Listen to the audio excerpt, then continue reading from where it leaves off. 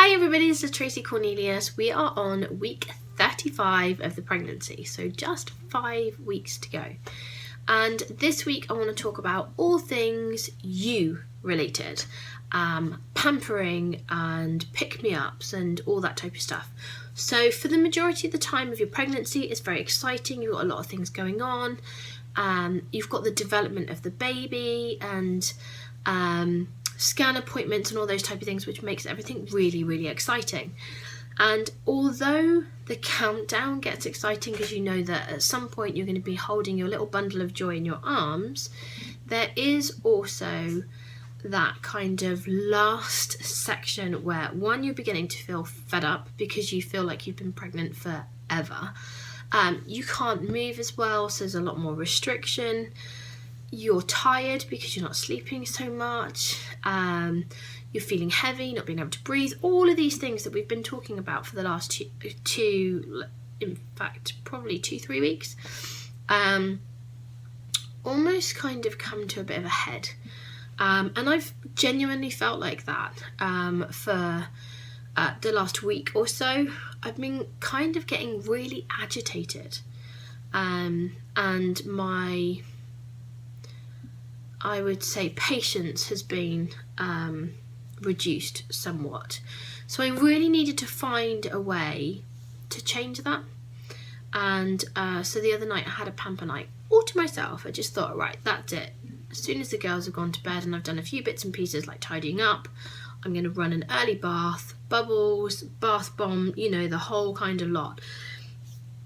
If you watched my Sassy Bloom first box video, I'll put a link in the description below, you will see that I got some pregnancy items. One was a bath and shower gel and one was a bath oil from Yeomanry, and they are gorgeous. I mean, completely divine. They've made my skin feel absolutely phenomenal, and I love the smell of the bath and shower gel. So a lot more of a luxurious kind of product. That's helped. I also did a facial mask. You know, I did a deep kind of conditioner part on my hair, all those type of things. Oh, and I painted my nails. I haven't done that for such a long time, even toes, which was much more interesting, trying to bend over the bump. But the whole point really was just to try and do something that kind of made me feel a bit more human, I guess, and a bit more like me rather than just this pregnant mum. And it really worked. And also yesterday I actually had a bit of child-free time. It's so rare that that ever happens. And even if I do, I'm normally doing housework. Whereas yesterday I actually went out to get some more makeup, so I was doing all the whole matching thing and that type of stuff, so that made me feel pretty good as well. There'll be more videos with regards to the type of makeup and that type of thing as well, so look out for those. So for you personally, what is it that kind of makes you happy, that can pick you up? It could be a takeaway and a movie. It could possibly be a date night, and if, like me, you even get to the evening and you're just so tired that trying to string a sentence together is actually quite difficult, then try and have a date day. See if your significant other can have a day off of work so that you can spend some quality time together during the day, just, you know, out and about, doing a few things, pottering around, doing what makes you happy, or even at home, just being able to be with each other. Because there's not going to be a lot of time for that once your newborn arrives for the first couple of months, because really it's all about them. So your relationship kind of becomes a little bit secondary for a while. So spending some quality time together now can be really, really beneficial. Call up your girlfriends, maybe go for coffee, do some retail therapy, just do anything that's really gonna genuinely pick you up and make you feel happier, because once you do, the transformation is just phenomenal. I know that this week, because of that, I feel a lot more energetic. I just feel a lot happier. I just really needed something, which has been, yeah, it's just been very, very positive, really.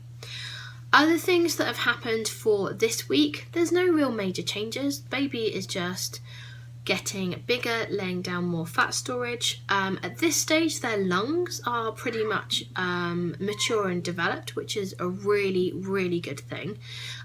They still need, I'm going to call it conditioning, because that's what it kind of is on the whole development front. But it's much more about fat storage and them putting on weight ready for the birth and coming out into the world. So there's not a huge amount of changes within the pregnancy. Changes for me personally are just things that are kind of coming back. So cramp has become a little bit more prevalent, especially at night. Obviously sleeping is an issue, but to be honest, all 3 girls have got a cold at the moment, which they've lovingly passed on to me.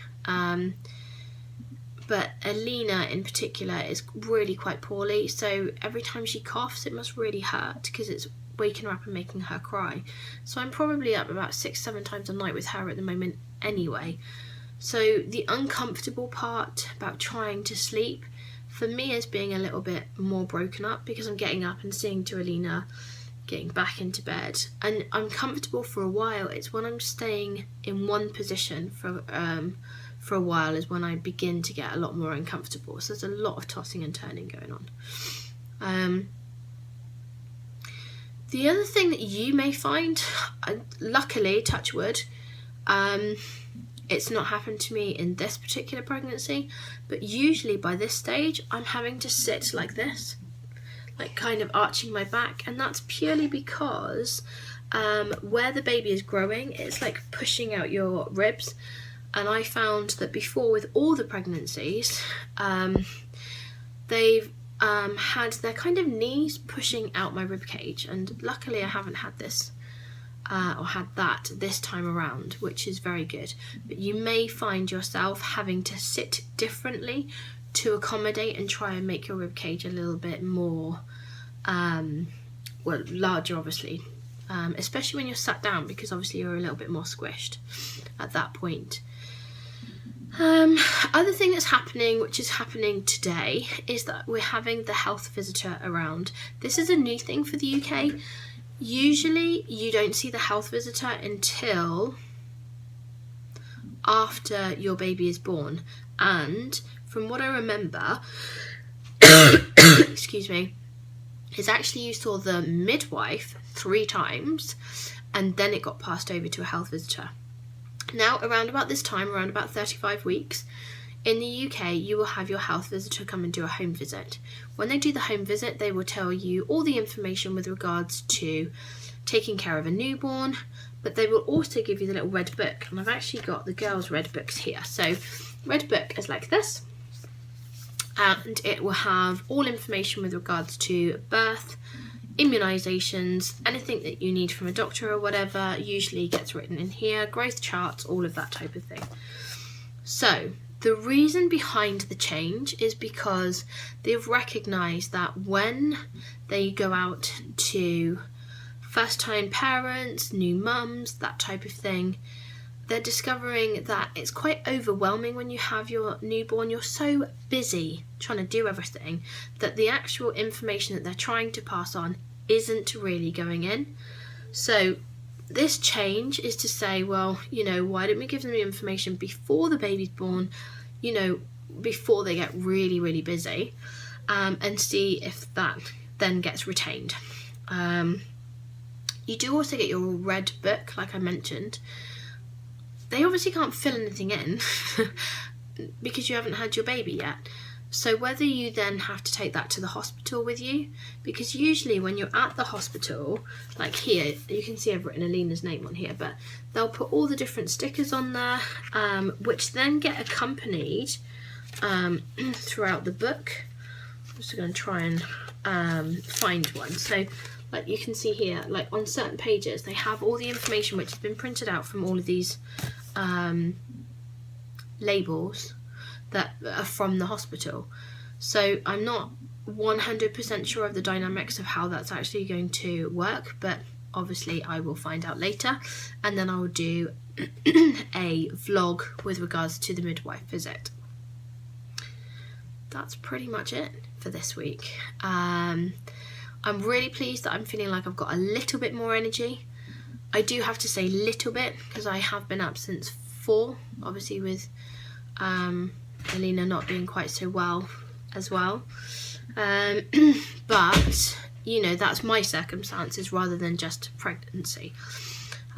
So yeah, so this week still feeling pretty good, and 5 weeks really isn't that long either.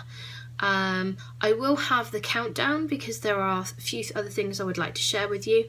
Namely, I think this week we're going to go through the changing bag, which is quite exciting as I've got a new one of those.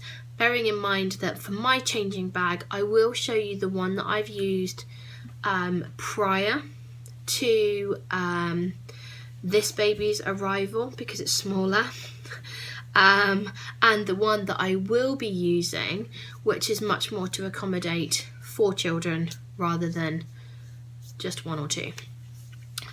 So that will be up later, and as soon as it is up, I will make sure that I put a link in the description for you as well.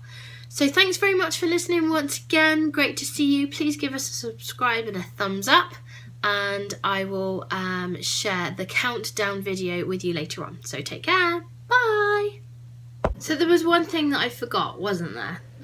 When to edit the video, I was like, oh, didn't do the bump picture. So this is how she is looking right now. So you can still see like fairly low down, but much bigger now, but still pretty compact, I think, which is quite nice. I'm quite enjoying the compactness of the bump. But there she is in all of her glory. Not much longer in there, baby, okay? So, thanks very much. And I need to go and rescue Alina. Okay, bye.